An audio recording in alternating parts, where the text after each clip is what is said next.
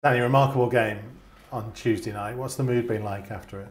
Yeah, the lads obviously, recovering as usual, talking between themselves, trying to, keep getting better. That's the main thing. The lads are obviously keen to get back out there on Saturday and hopefully get 3 points. We know it's a good point, but we conceded 3 goals, 2 set pieces, and we have to rectify that and make sure we're solid through the season.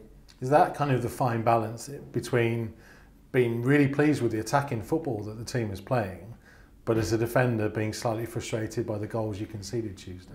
Yeah, I think what makes it more frustrating is obviously it's not an open play, it's from set pieces, so we do work a lot on set pieces, so we have to fine tune it and make sure that as a team we're set up for the first and the second ball, and we make sure that doesn't happen again. Because it almost felt like apart from those set pieces, there wasn't an awful lot that kind of troubled you as a defensive unit. No, I mean, since I've been in anyway, I've felt pretty solid, and you're always going to come up against different tests, and it's about how the back five deal with that, and making sure that we're on top and we give the front boys good service, and hopefully they can do the damage. So it'll be the same again Saturday, different test and another away ground. How do you feel it's gone the last couple of games for you personally? Because I remember talking to you after Southampton, and you were saying how if you get the opportunity, you want to be able to grasp it. Do you feel like that's gone the way you wanted it to? I think I've started okay. Yeah, back in the team. But it's not something I'll take for granted. I've got to keep playing well, and because I know the squad's so good, and I want to be part of it. And you've got to make sure you're always on your toes every day in training. Likewise, away from the club, making sure I'm living right, and hopefully the performances will keep coming. Because I guess there's that element, isn't there, when competition for places is as hot as it is here, you kind of have to, in a weird way, enjoy that and raise yourself to make sure you keep that spot.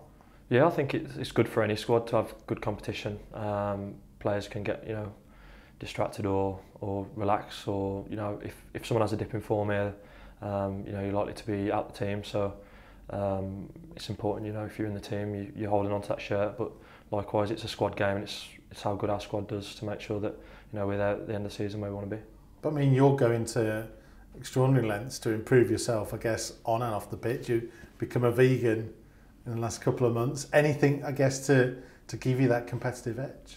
Yeah, definitely. I think it's important to make sure you're looking after your body and making sure you're as fit as possible. So that's definitely helped me out, and I'm feeling good off it. So recovering quickly and ready for games. So it's good. And when we talk about those kind of additional fine little bits, goals is becoming almost a key part of your game at the moment. No, I've scored obviously on Tuesday, so that was lovely. Getting us a point, and obviously in front of the South Bank's brilliant, isn't it? Obviously it erupts, but obviously defending's #1 priority for me, and if I can chip in with a few goals, I'm always happy to do so, and I'll keep working on it. But 5 in 10 is a pretty impressive run. Yeah, I didn't actually realise that until Tim told me earlier, but it's a decent run. But it's about what you do next, isn't it? You can't dwell on it too long. You've got to make sure you go and get the next one. So fingers crossed. So it's not something that you've thought about for the season, how many goals you want to produce. It's just if you can get in the box, take a chance, take it. Yeah, I mean, I'm always confident in getting in the box and getting on the end of things. So I think rather than setting myself a target, perhaps just focus on getting the next one and then see how that tears us up. Forest this weekend. It's a place where last season was a good result and a good performance there as well. Is it the kind of place that you can see going and saying, yeah, we can play the way we want to play there? I think it will be similar to most away games where you go and you've got to manage the crowd, you've got to set yourself up, make sure you're solid and hard to beat to start with first of all.